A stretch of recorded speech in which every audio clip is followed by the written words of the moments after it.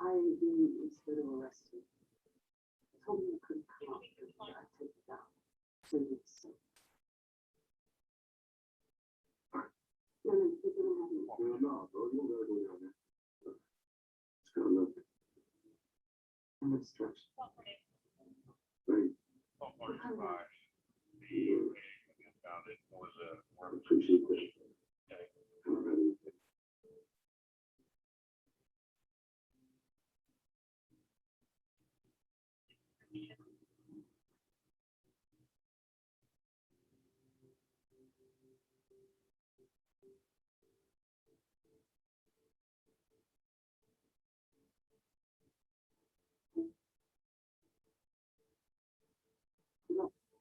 I'm gonna call you that for people.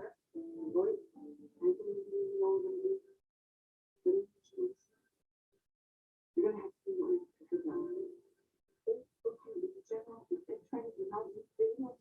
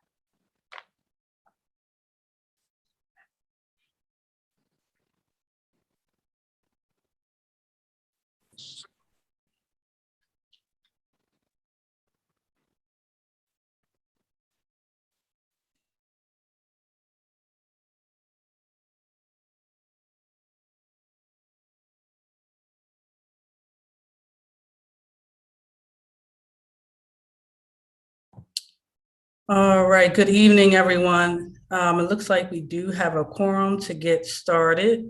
I will be chairing the meeting this evening on behalf of our chairwoman for this committee, Loretta Walsh. She sends her regrets that she couldn't be here this evening, but she had a family emergency, so please keep her family in prayer. And we will get this started this evening.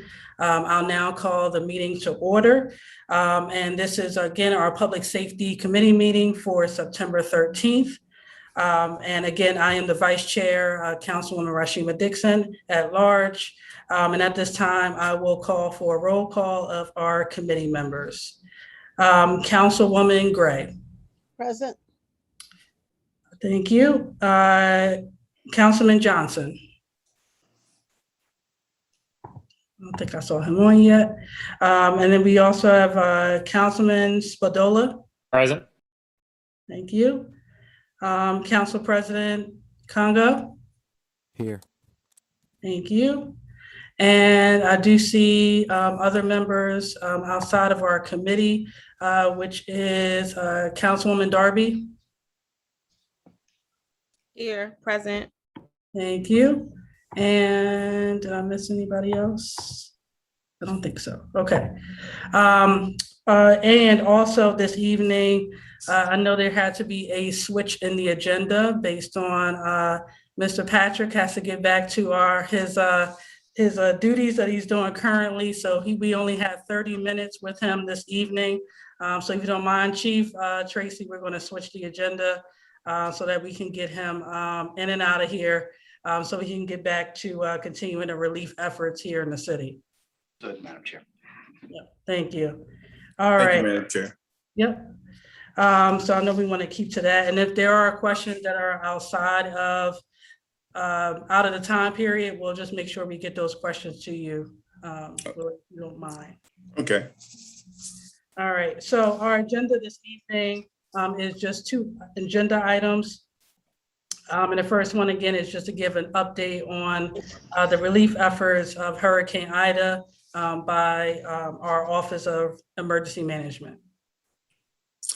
Okay. So first, let me thank you for giving me an opportunity to provide information. So for the last 8 days, there's been a lot of activity in our 11th Street Bridge neighborhood providing relief for the floods that were caused by Hurricane Ida. So just let me start with, there's been a lot of different groups, organizations, volunteer organizations that have come to the aid of our city. We, from the outset, we realized that the magnitude of the incident was far beyond our capability to handle within the scope of our own city government. So the reach went out to the state, to Delaware Emergency Management Agency, to the Delaware GOAT, to many organizations. Delaware GOAT is the Delaware Volunteers Organization assisting with disasters. So Delaware GOAT has been on the ground from probably maybe the day after the flood. And they've been providing assistance, and that assistance has been with doing some canvassing, for doing carryouts, providing that type of assistance to residents. Just doing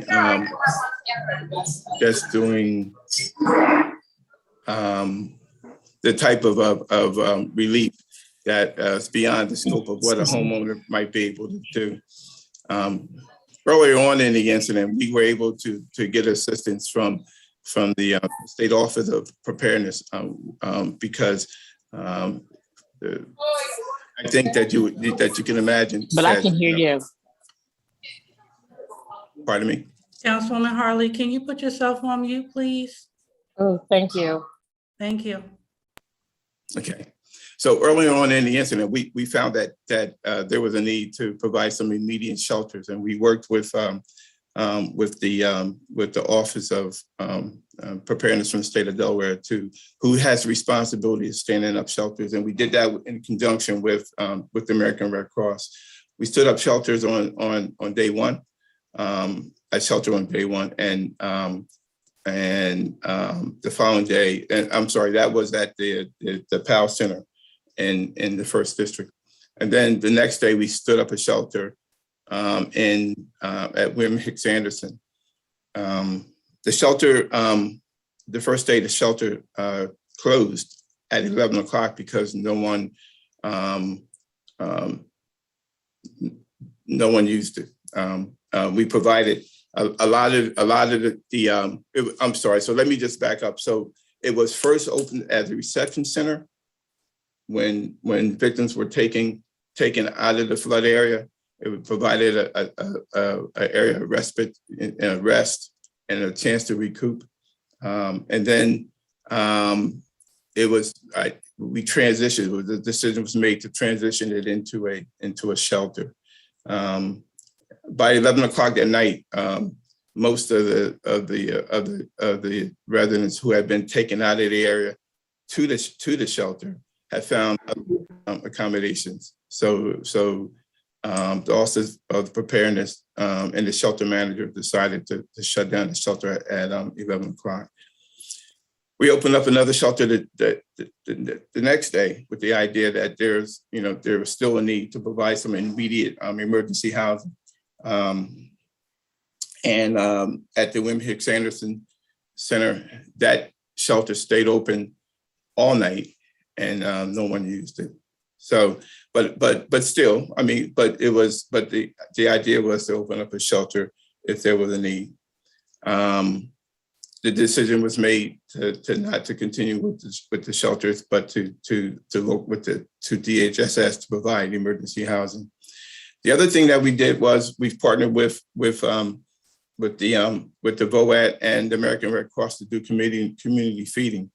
On the outset, there were two meals that were provided to the residents in the area, an early lunch and an early dinner for the first couple of days, and then it was transitioned to early dinner because when after Labor Day, when most of the residents went back to work or were away from the area in hotels, no one was using the lunches, right? So we provided the Salvation Army, which has been a great partner, provided lunches. Early dinner for up until Sunday. The other partner that has been stood up large with is Team Rubicon. Team Rubicon is an organization of veterans and retired veterans and retired first responders who go around the country providing assistance in disaster. They provide assistance in muck outs, which is muck out meaning that you take the muck out of the house, mud and all the stuff that's residual from a flood, and then tearing out wet drywall and all the damage that was done by the by the flood. And then they also provide carryouts, carrying out wet furniture and appliances. And that has been done all around the neighborhood. So in conjunction with the Delaware VOAD and the Team Rubicon, they have been able to address many homes in the affected area, and also Habitat for Humanity has also been providing assistance to homes that were built under that program.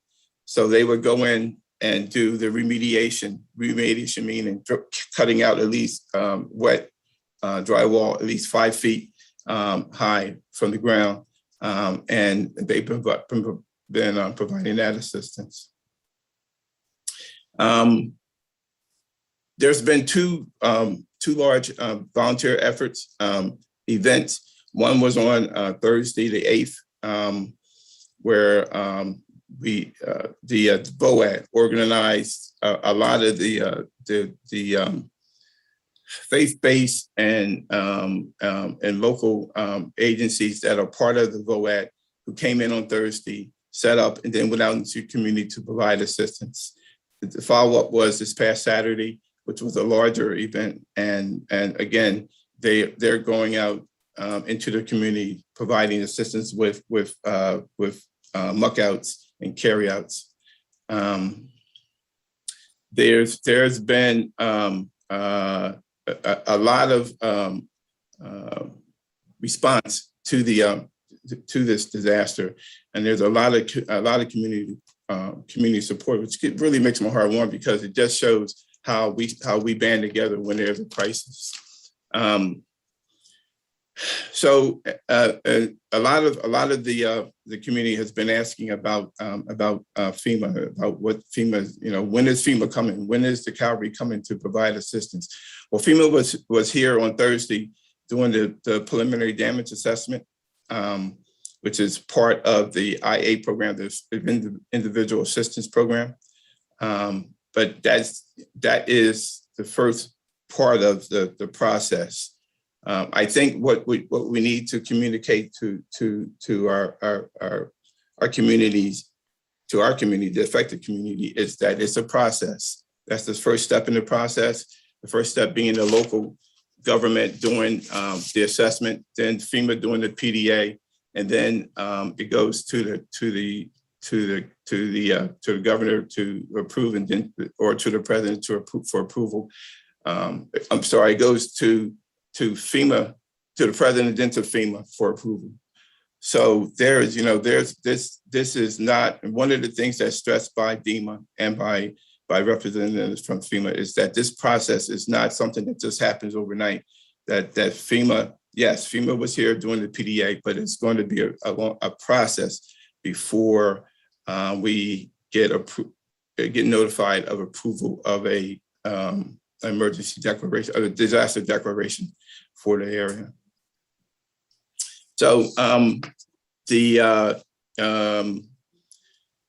so the efforts have been concentrated on trying to get homeowners' homes in a condition to make them inhabitable, and I got to say that Delmarva Power has, they've been great partners in going to homes and making sure that the electricity has been inspected, and the house is in a condition to receive power again. One of the things that as a precaution that Delmarva did was shut down gas in the whole area, for the whole grid, because of the fact that you could not just individually go in and shut down homes. It wasn't safe, right? So they just shut down the whole grid. The process of getting gas back to the homes, and many of the homes are pure, all electric. They have all electric appliances, and so they don't use gas. But there's some of the older homes do use gas, and that process is with that process, it's going to be that they have to have a plumber come in to certify that their connections are safe before Delmarva would go back and cut on the gas service to that dwelling. One of the interesting thing is that one of the partners that we've had, and they've been a part of the disaster recovery center that was on the 8th of last week, and they've been a part of our volunteer efforts. It's Delaware Best, and it's the behavioral emotional support team. So throughout this whole event, Delaware Best has been going out with volunteers with the assessment teams and doing mental health checks and providing mental health support for the victims of the flood. So I'm trying to capture all of the volunteers and organizations. Food Bank of Delaware they were at the DRC, the Disaster Recovery Center, and then they were also on scene on the ground when we did the large volunteer effort on Saturday. Crisis cleanup. So for that area, one of the things that we've been stressing is that anyone who needs assistance with muck outs, clean outs, or tear outs, that they contact the crisis cleanup hotline, and I'll give it to you, and that's 844-965-1386. So what that does is generates work orders for Team Rubicon to go out into the community and provide assistance. UMCOR,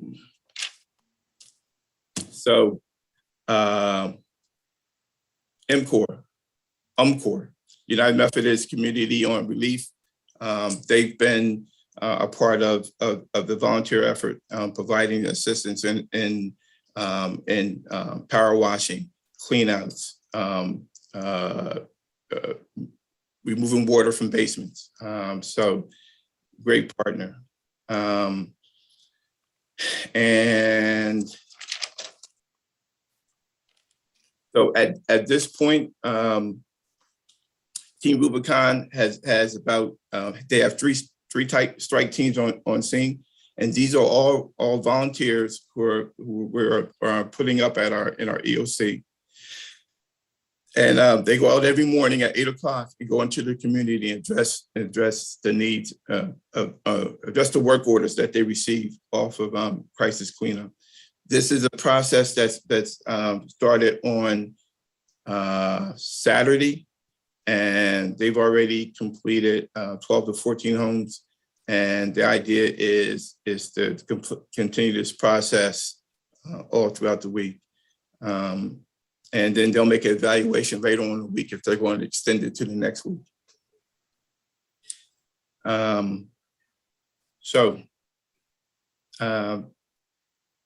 That's where we are.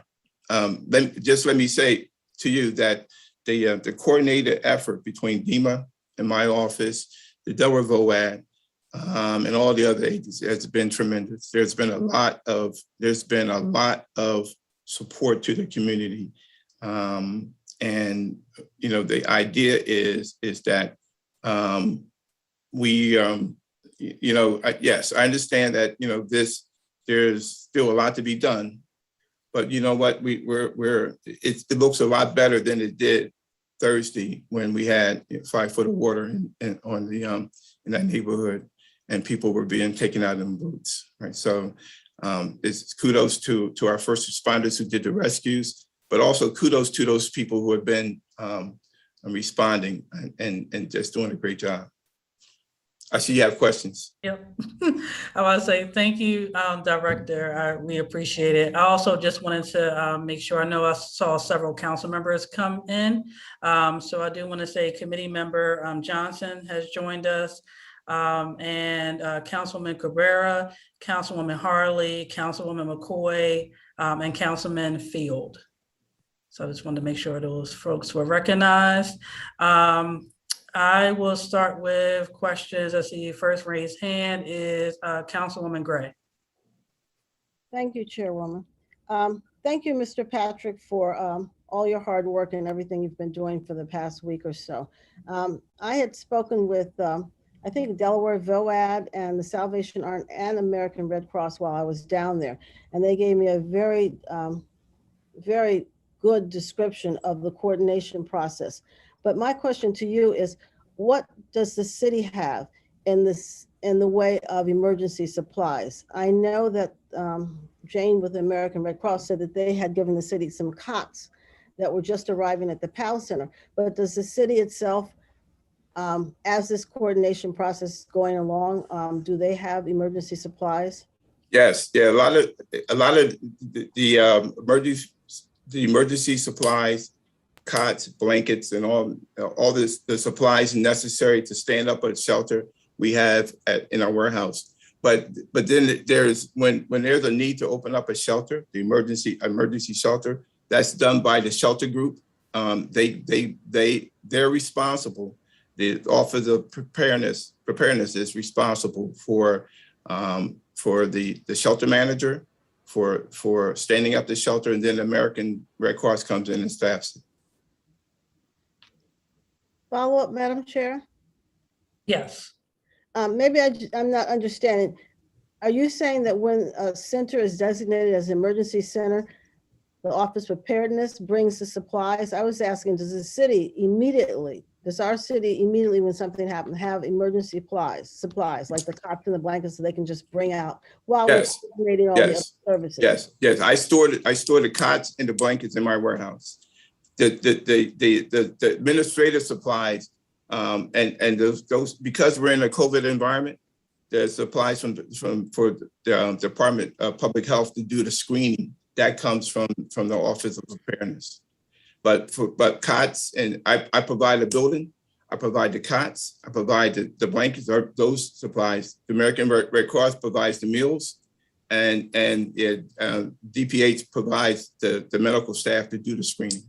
How long does it take the cots to get there? I was at the PAL Center and I think Saturday, and there was only a couple cots there. Because because that shelter had been deactivated. We had moved them over to William Hicks Anderson. Okay, thank you. Thank you, Councilwoman Gray. Next hand raised is Council President Congo. Yes, thank you, Chairwoman, and thank you, Director Patrick. I have a couple questions. You just mentioned Hicks Anderson. Are there still families, and if so, how many families are still in that emergency shelter? That emergency shelter was shut down, Council President, Okay. as no one used it. Either one of them. Okay. No one used the either shelter. No one decided to stay in either shelter. Okay. All right. Just a follow up, Madam Chair. Yes. Earlier, Director Patrick, you mentioned FEMA and their process. Did they give us a timeline or an indication of how long that process will take? And once it's completed, what resources will they provide? So I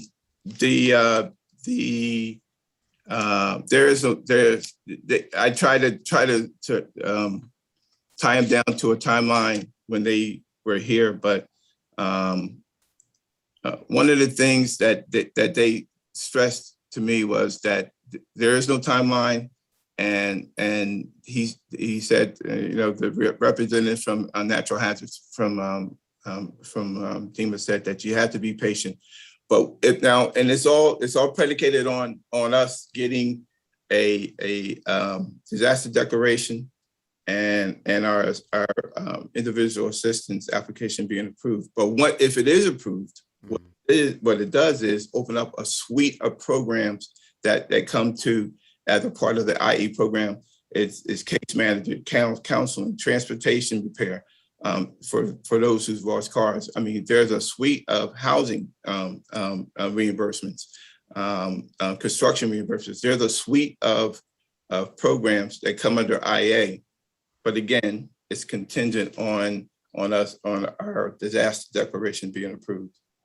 Okay, and just one more follow-up, Madam Chair, please. Yes. Mhm. And Director Patrick, as you know, there was an enormous effort from the community to assist in that area and to assist the families. What's still needed? Because I still have a lot of people who are asking me, how can they help? What do the families need? Like, what's still needed from the community? How can the community help? Council President, I would say that probably if there is a need, there is a need for financial assistance. And I think that the United Way has opened up or is in the process of opening up a funding point of contact for, I don't know if it's GoFundMe, however they do it. But and I think Reach Riverside also is opening up a funding outlet for those who want to give. I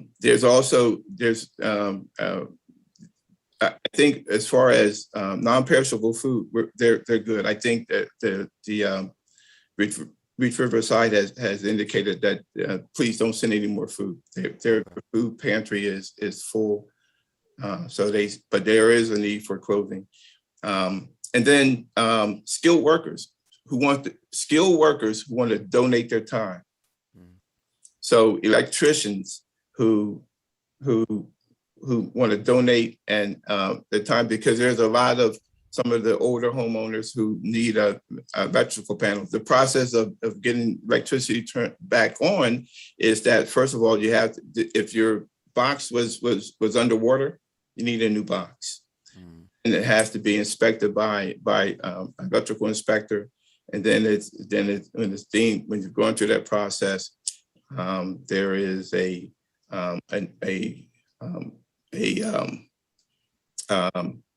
Delmarva comes back on and re-energizes the property, right? So if there's skilled workers, plumbers, electricians, even carpenters who might want to donate their time, there's definitely a need there. Okay, and what number would they call? They can call the Delaware VOAD. Well, they can call me and I can direct them to the Delaware VOAD, right? So they could call me at 576-3914 and I'll direct them to the Delaware VOAD. But the Delaware VOAD is the point of contact. Okay, all right, thank you very much. Thank you, Council President. And then I also see that Councilwoman Oliver has joined us as well, so I just wanted to recognize her. The next question is from, I think I saw Councilwoman Gray, and then I'll see Councilwoman Cabrera after that. Thank you. Someone has I want to remind everyone to please. I must say, yeah, whoever, if you can, yep, thank you. Okay, and discussing these homes, it came to my attention that some of these homes are rentals and they can't do anything, the residents can't do anything to the property until the owner. So is there any help to help the rental people energize or put pressure on the owners to get the work done? Yes, Councilwoman Gray, that was an issue with one of the larger apartment buildings in the area, and what we directed those residents to do is file a complaint with LNI, then submit a complaint to the AG's office.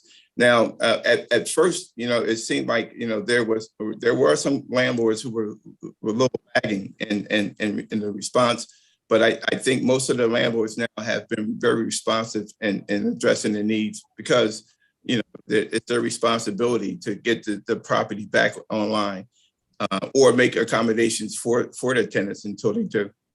Okay, thank you very much. Oh, you're welcome.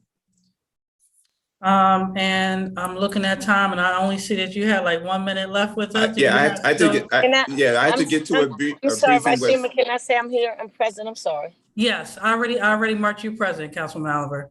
May I make one statement? I'm sorry I got on so late. I was tired. Can- I just like, Councilwoman, hold on. There's several other people in front of you. Hold on. oh, I can't see. I'm sorry.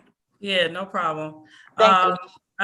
No problem. I just want to make sure, Director, you are okay on time. Well, I had to go to, so in the evening, we have a debriefing with Team Rubicon. So, and I'm late. It's usually at 5:15, but I allow additional time so that we could, because I knew there would be a lot of questions. But I have to this at 5:30. Okay. So you have no time to answer. I see three Yes, council sure. members with hands, so I just Sure. wanted. Okay. All right. So, Councilwoman Cabrera.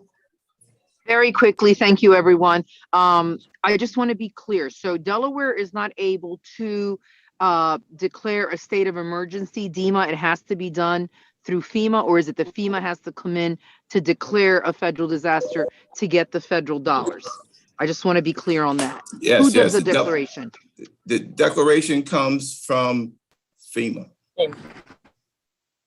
Okay, thank you very much. Thank you. I'm sorry. So we ask for it. The state of Delaware asked for it, but it has to be approved by FEMA. Thank you. Great, thank you. Thank you, Chief. Thank you, Councilwoman Cabrera. Councilwoman Harley. Yes, real quick, if people want to donate money, who should they donate the money to? Councilwoman Harley. I mean, you know what? I just got off a Zoom call trying to figure that out, because there's right now there's a funding outlet for Reach Riverside. United Way is, and so I think there needs to be some coordination there, right? Because I think people would be reluctant, because you got all these here's two different organizations that are saying, well, if you want to help out, send money here. So that call was about coordinating how that would happen, what it looks like, and how you would do it. So hopefully that your question will be answered within the next couple of days. Thank you, Director. Thank you, Madam Chair. That's all I have. Thank you, Councilwoman Harley. Councilman Spadola. Thank you, Madam Chair. Good evening, Chief. When I was down there, I was speaking with some residents who were concerned about when Delmarva was going to be able to turn their power back on and how they were going to pay to get it inspected. I spoke with some Delmarva folks, and it seemed like it was going to get taken care of. What is the latest on the power situation for the residents there? So as of Saturday, I think originally I think there were 128 that were out. I think on Saturday, I think there were 32 because they had the extent of their damage. They needed a large amount of work to get their service back on. These were properties like the properties on Vander Avenue whose complete basement was flooded, as opposed to the properties on 14th Street that only the meter, but the panel was high enough that it did not get flooded, right? So those properties on Vander Avenue, on Claymont Street, and the properties with basements on in the 1200 block of Hill, the 1000 block of East 13th Street. All these properties have basements, and all those properties, their basements filled up. So you know that their meter was underwater, as well as their electrical box. It's going to be it'll be a little bit more time to get them back on. But Delmarva is working with those property owners to get them back on. And let me say that, and I thank you and Councilwoman Oliver for your presence, for boots on the ground being there for us, right? I really thank you for that. Sure, of course. Thank you, Chief. And then Councilman Oliver, and then I've been told to make sure that you get out of here, the Director, after Councilwoman Oliver. Thank you, Madam Chair. No, I just want to give credit to Mr. Patrick and the whole team. I've been over there. I was over there for like 5 days. put in a lot of hours over there. But they have done a tremendous job over there. And as I spoke to the residents, I just said, we just hope that FEMA does declare that a disaster. And I just think that for the budget year, it is an emergency management. We as council members need to make sure we put some money over in Mr. Patch's budget. I know the state has been working closely, but he's been out there, and I'm just so proud of him, how he's just been, taking this job on. But the state has been helping out, but he needs his own pot of money where he should have been able to say, look, I have 50 cots, I have this, I have that. I mean, everybody did work collectively together with the PAL and William Hicks Anderson, and everybody pulled the resources together.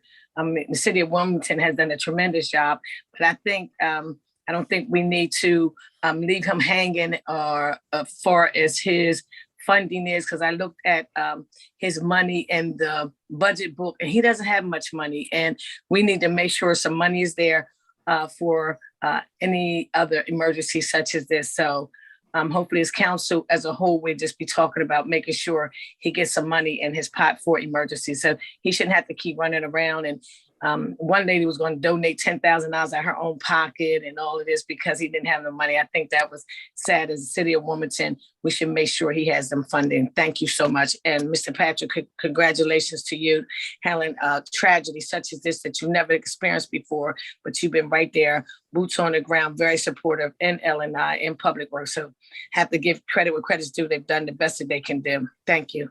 Right. Well, thank you, Councilwoman Oliver. And you said it really, really well. L&I, their inspectors from the day after going door to door doing assessments. Public Works, 120 tons of debris. Yeah. Taken out, and they were and one of the things. Let me just share this, and I have to go after. Let me share this.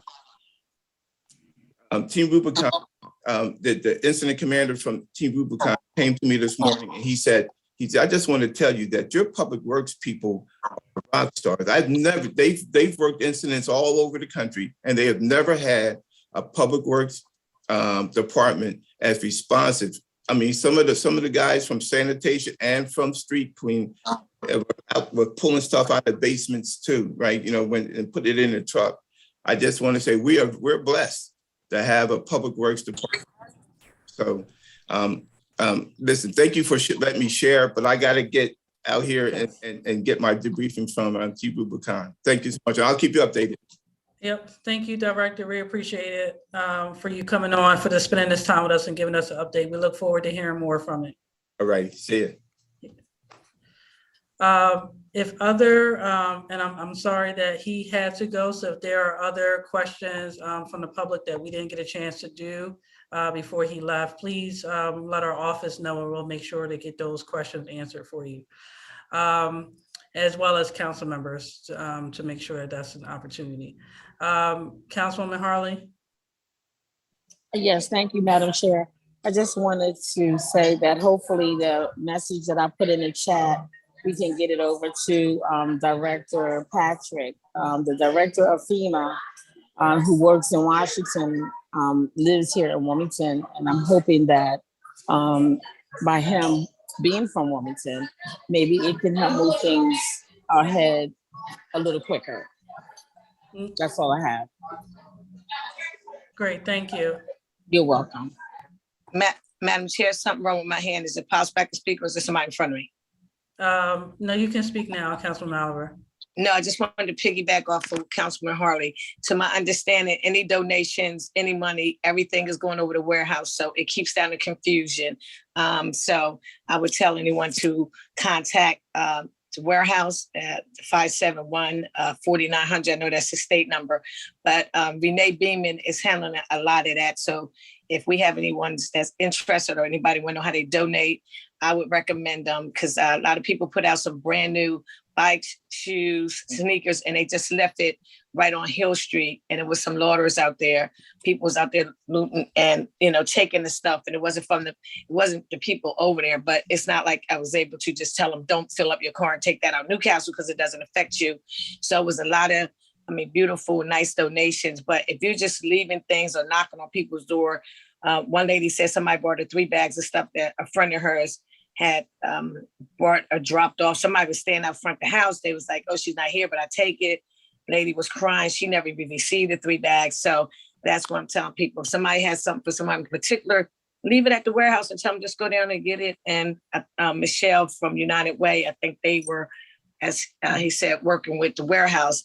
And Michelle's accepting letting people make donations. But I will refer any and everybody to the warehouse so other people are not taking individuals' money. And that way, you know, it's safe.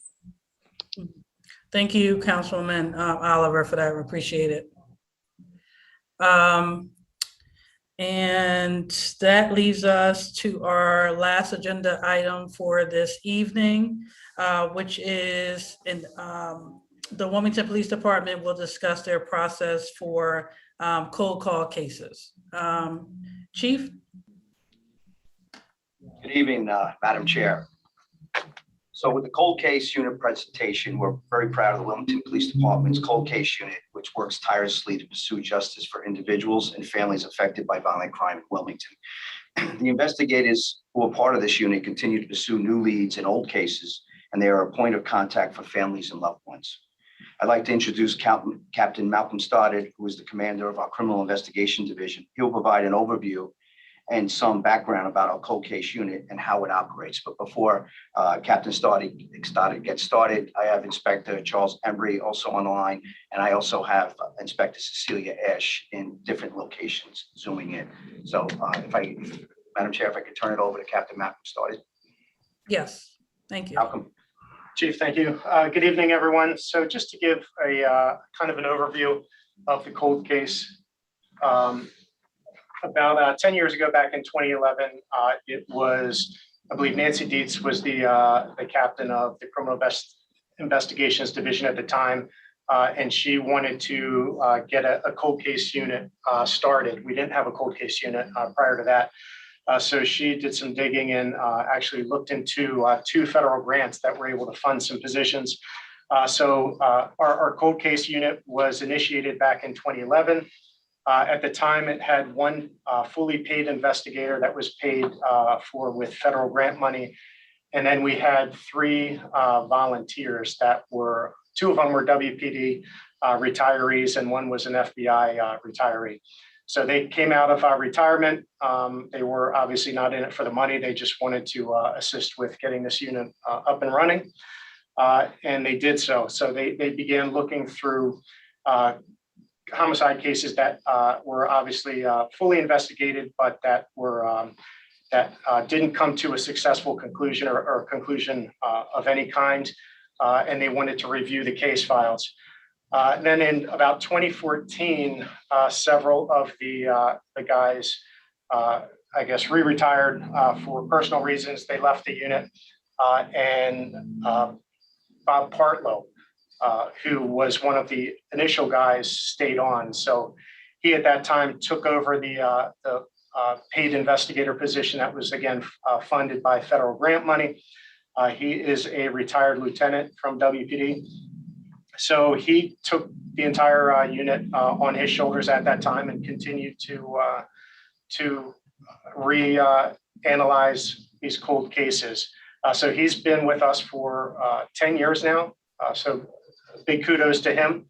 And then 2 years ago, because of the success of Bob Parlow and the unit overall, it was recognized that it was probably a good position for us to have as a full-time city position. So we did get approval for the funding for this city position, and that's what happened. We created a full-time position for Bob, and he's been in that position for 2 years. And then, of course, when he took that full-time position, the federal grant position was vacated. So we started the process to look for someone who could fill his shoes. And we took on retired Master Sergeant Phil Saggioni, who's been with us for about a year now. So that's kind of the backstory of how the cold case unit even started and how long they've been around.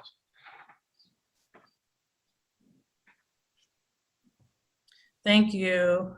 Is there any additional comments you wanted to make before I open it up for questions? No, ma'am, I'm open for questions. Okay, thank you. Councilwoman Darby. Yes, thank you. I have a few questions. Exactly, how do you define cold cases? Exactly, what do they include in this specific unit? Yeah, sure. So the definition of cold case is any crime, well, any homicide in this case that's not fully been resolved and is not currently being investigated because of all the investigative leads have been exhausted. But obviously, new information could possibly emerge to reinitiate the investigation. So that's the technical definition of a cold case. Obviously, there's no statute of limitations on homicides. So these cases are not closed. If they come to a halt because we've followed every investigative lead, and we have not successfully been able to make an arrest. So the case is suspended, but it is not closed. Okay. May I follow up? Yes. Yeah, so does cold cases include missing people, sexual assault, unidentified human remains, or is it just homicide for this specific department? So for this department, we have, when the cold case unit initiated again back in 2011, we had access to two separate grants. One was the Burn grant, and then another one was the Saki grant. So to answer your question, yes, rapes are a part of this, sexual assaults are a part of this. The Saki grant, which stands for Sexual Assault Kit Initiative, was part of this as well. So you can kind of look at the unit as two different factions. One that looks at and reanalyzes cold homicides, and then the other side of the house is sexual assaults. All right, thank you. Can I ask another question, and then if there's any other ones, I'll wait and then come back. That's fine, Councilwoman Darby. All right, so my next question is about, I have a whole bunch here. I guess I'll go with this one. So what type of approach do you guys take to solving unresolved cases? Is it a trauma-informed approach, a victim-centered approach? Like, what approaches are you guys using to solving or resolving some of these cases? So the way these guys, I guess, started the process, they started reviewing cold cases that they were familiar with. Again, these guys were two retired Wilmington detectives and supervisors. So they were familiar with some of these old cases because they had occurred when these guys, were on the job with Wilmington. So they again reanalyzed cases that they were familiar with, but then a huge part of that is looking at these cases that we have physical evidence that could potentially help break these cases open.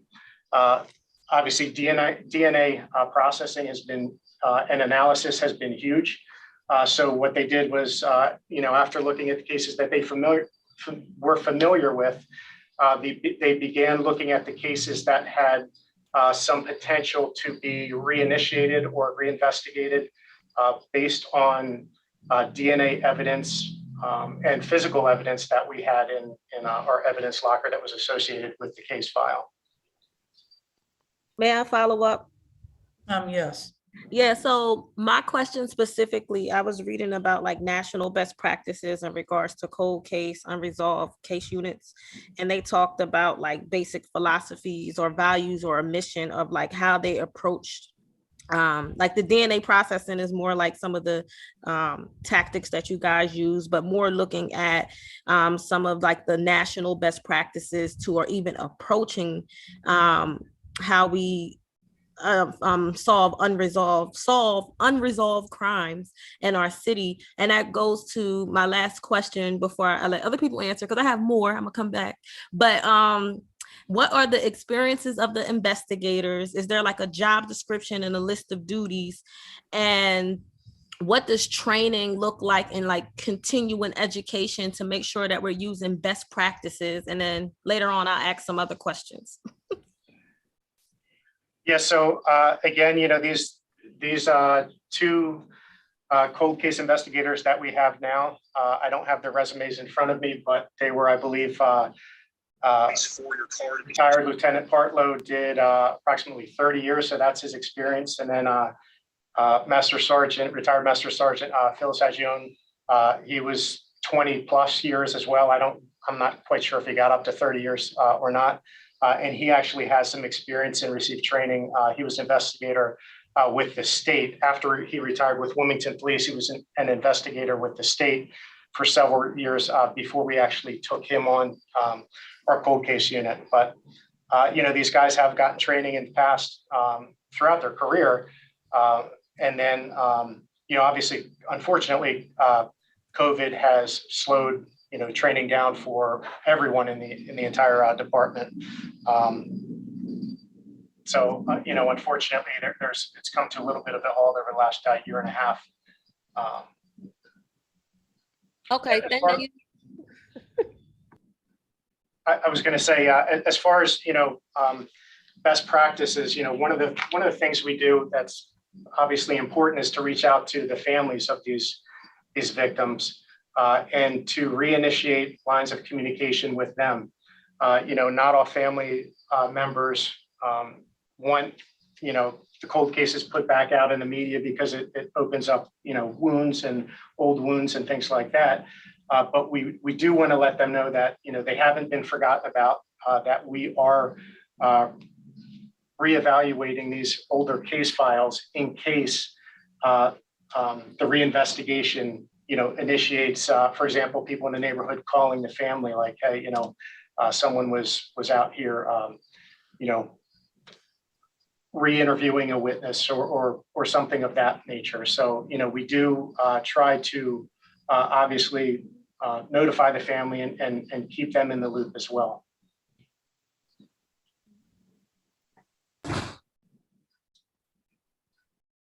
Thank you for your responses. Thank you, Councilwoman Darby. Next hand raised is Councilwoman Gray. Thank you, Madam Chair. What I would like to know is, do we have statistics based on race, crime, and the length it's been a cold case? Statistics as far as which cases have been a breakdown. Reopened. Like how many murders, how many rapes, whatever else is in the cold case file, by the crime, by the race of the victim, and by the length of time the case has been a cold case. We have statistics for every year. We keep, for clearance rates purposes, we keep all that information as far as, obviously victims, where it happened, race, age, all of that. Well, can we have, I think it's a frequency distribution. Can we have a copy of that? I don't want it for every year, just right now. How many murders do you have in cold case? How many rapes do you have in cold case? Okay, understood. So right now, what I can say is since 2011, we have reinvestigated and reviewed 68 cases.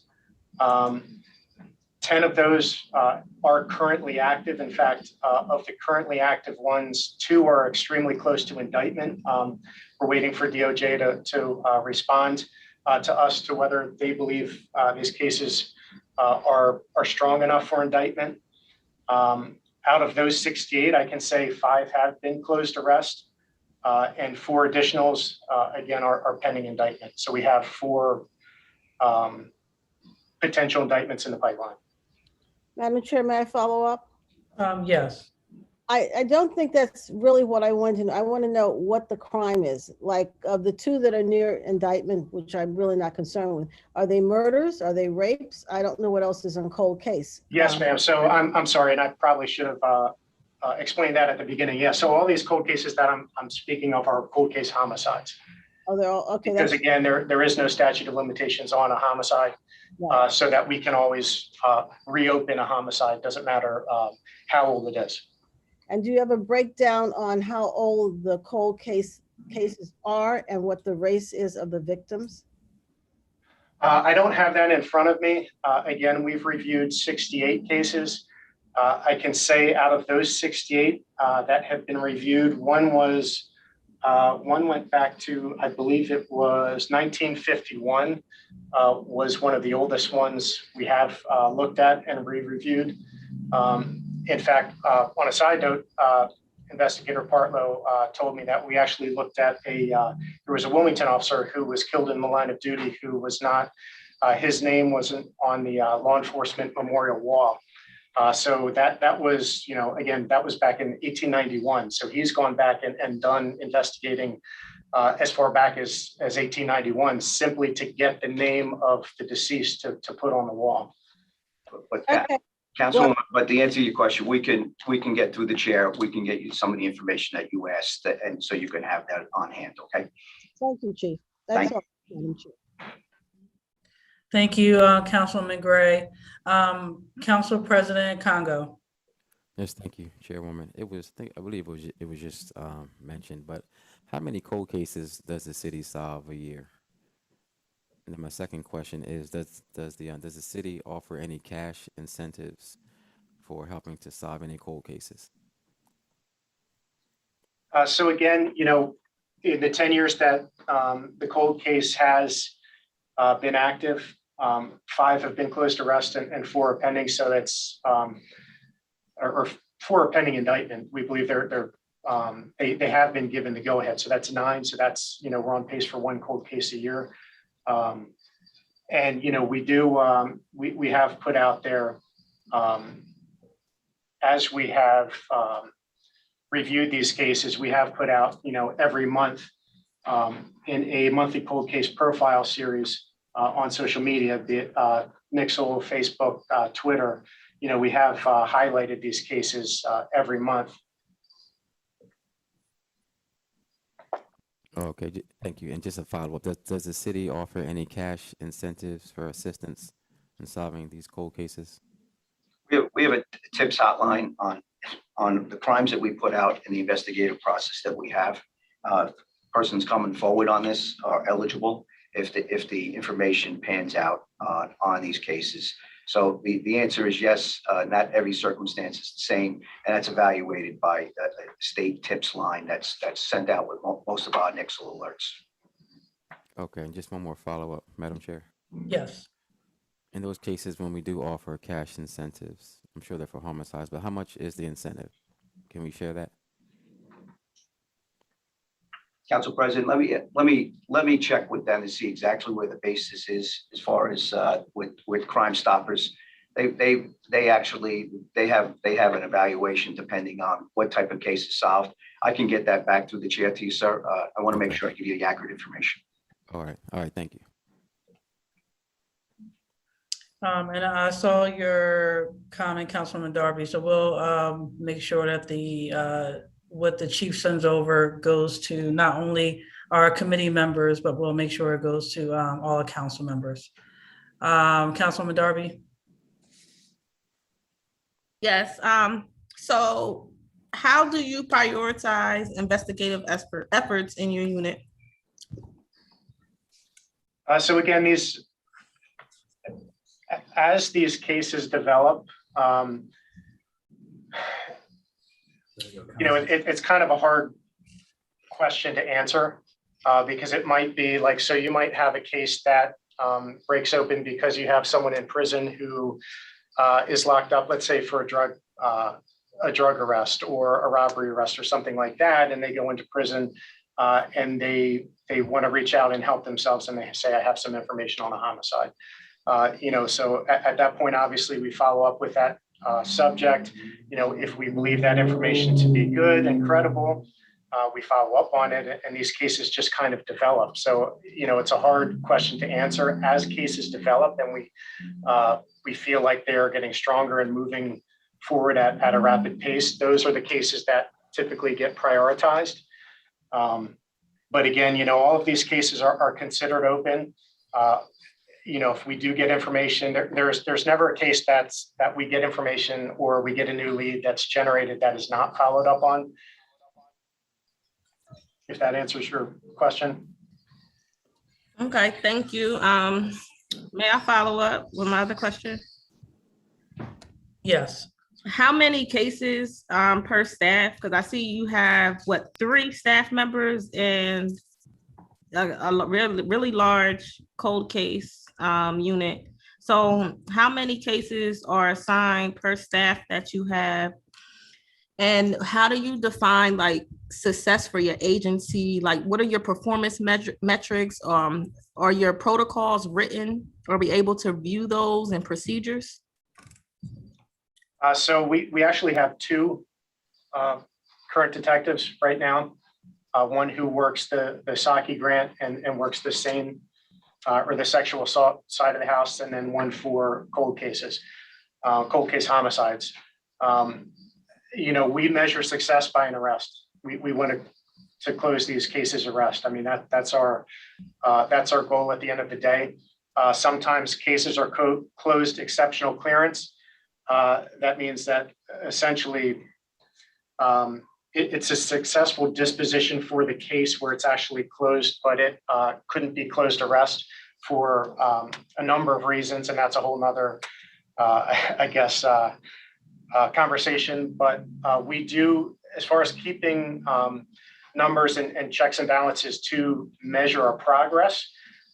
As far as a division, I've been the captain of the division for over 2 years, and I was a lieutenant for 1 year prior to that. We keep all of these stats, and we keep essentially we keep our clearance rates, so we can monitor how well we have done compared to previous years. So that's And then when we, Councilwoman, all police departments measure themselves by the clearance rates, and within those clearance rates, especially for homicides, they're also counted into the overall clearance rate for the year. The national average for the last few years for policing in general is about a 62% clearance rate for all jurisdictions across the United States. That's the average. In urban areas and cities like ours, Baltimore, New York, Detroit, Philly, Chicago, LA, some of this Atlanta, these cities, it comes down to more of 40% clearance rate because a lot of these murders are more by gunshot, and therefore a lot of them have domestics where they're easily solvable. You have to have witnesses that come forward, usually 2 witnesses on top of all the information that you have. For the last couple of years, let's take last year out, we were a little lower than national average, but the last 3 or 4 years, we've been above the national average for all cities, and that's of the 62%. And then where urban areas are around 40%, we're above the national average we're above 60%. And we're trending that way right now. So a lot of good work's being done, but that couldn't be done without the community working with us, the information that we're sharing, people coming forward to do this. And then as we do these cold cases and as information comes in, these are still active investigations. And some of them, when new information comes in, we certainly run with it. If you take a look at all police departments, including ours, we're not unique. We go back a couple hundred years. So if you're even if you're at the national best practices average, 40% of your homicides are going unsolved. So we want to just try to bring that number up. We prioritize the ones where we're getting the best information as they're coming through, because they don't just go cold right away.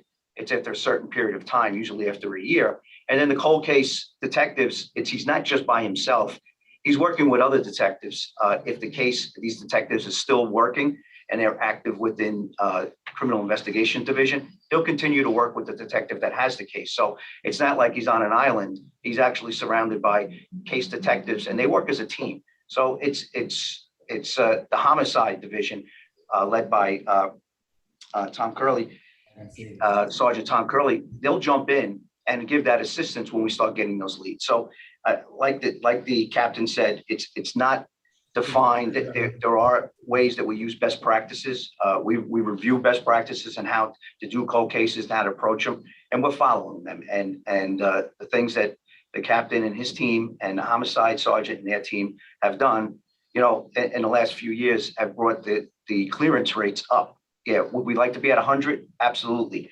But there's certain things that even Captain Stoddard got into where you know that, you can't make an arrest because possibly the person is deceased that committed the murder. So that would be an exceptional clearance that we know we had enough evidence on the person. But sometimes people that are in that game, I often talk about one day you're a shooter, the next day you're a victim. And that certainly comes about when we talk about homicides in Wilmington and other cities. Thank you. May I follow up? Yes. Are all your unresolved case, is it in a computer system? Are you guys up to date with the technology to managing your inventory of the unresolved cases? And is there a public facing list so that the public can view all of the unresolved cases that you have? So the actual files are for the cold case are physical files, just because you're gathering CDs for interviews, transcriptions of interviews. It's a physical file. We use computer technology, obviously, to store and house the information and keep tabs on clearance rates, things like that. But again, as far as putting information out to the public, we need to be pretty cognizant of how we do that and what we're putting out. We have a responsibility to the victim's families, and also witnesses involved, as far as information that's disseminated to the public. But again, our best mechanism for doing that is this monthly cold case profile series that WPD has used to put out these cases to the public, and essentially just to try to use that technique to develop new leads. And if I can add to that, Madam Chair, we actually share more now than ever, especially with our monthly cold case highlights that the captain has spoke to. We work with the families of the murder victims or missing persons to develop these highlights. We share them through email, online, and social media, highlight day cases for the month. And we always get the permission of the family. Some families don't want to participate. They may not want media or others to contact them. We, of course, always respect the wishes of the family, and we look forward to continuing this monthly series. But these still are active investigations that, you talk about trauma to the family, you talk about what they're going through. Just to put every single one or get a database of going out, we have to be very sensitive to the investigation and also sensitive to what the family wants and the family's needs. That makes sense. I'm gonna have one more, my last question, Counsel. Yes. So when I was researching about cold case units, some cold case units have a multidisciplinary approach, meaning they use academia, people who are victims, different organizations from the community to put fresh eyes on cases. Is that something that you guys do? Do you have contracts or MOUs with the community of different organizations to help put fresh set of eyes on from different perspectives to solving these cases? And if not, is that something that you guys will be willing to do for your department? Councilwoman, we're always looking at what we can do as far as best practices, but I kind of go back to the sensitivity of what we can share, how we can share this information of a criminal investigation. But there are information that comes forward sometimes in the community. We do have people that come forward sharing this information. Family members ask others to come forward. We have, working with the community. We also have confidential informants that come forward with information on us that we can build off these cases.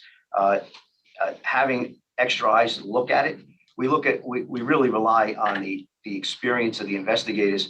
When you look at Bob Partlow and Phil, they probably have a combined experience of over 60 years investigative experience between the two of them, and then they combine that with Malcolm's and the lieutenants and the sergeants that have that experience. But no, we're always open to looking at best practices, and that's case by case basis. I wouldn't do an overhaul or have an academia come in, but we have had consultants that do come into our department for a lot of things to make sure they do an evaluation on our department, such as If you saw a couple of weeks ago, we're one of the top 3 or 4% in the United States of departments our size that have a clear accreditation. That's a commission on accreditation for law enforcement agencies. It's pretty prestigious because we have the advanced clear, and we've had it, and I inherited it here. So it was something that I inherited with the police department, but we made sure that we get that every single year. And they look at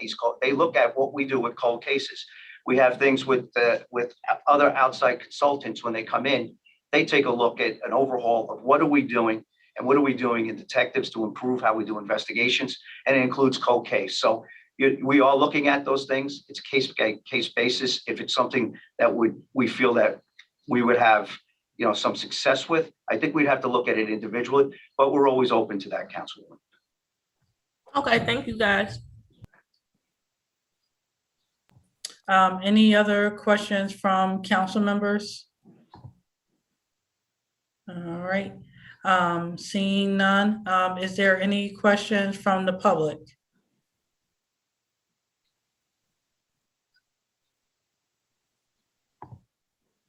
All right, seeing none. Thank you, Chief, and your captains and team inspectors for talking on this topic this evening regarding to the cold case files. Again, I'm sure if there's any other detailed questions, and we look forward to seeing the information I know that Councilman Gray was asking for, as well as any other information as council members come up. I'm sure, Chief, you'll be really available in order to answer those questions. So. Absolutely, Madam Chair. Thank you very much for this opportunity. And, we're going to keep doing, these guys do a tremendous job down there. I reviewed it. And as you know, it's 3 different police departments. I've been in investigations in all 3. And they're doing a very good job, especially being above the national averages for having clearance rates, especially with the homicide. So thank you very much and giving us an opportunity to present. Yep, thank you so much again. So that concludes our meeting for this evening. I will entertain a motion to adjourn. So moved. Second. Thank you. All in favor, say aye. Aye. Opposed? All right. Have a good evening, all. Good night. Motion approved. Thank you. Have a good evening, everyone. Thank you, everyone.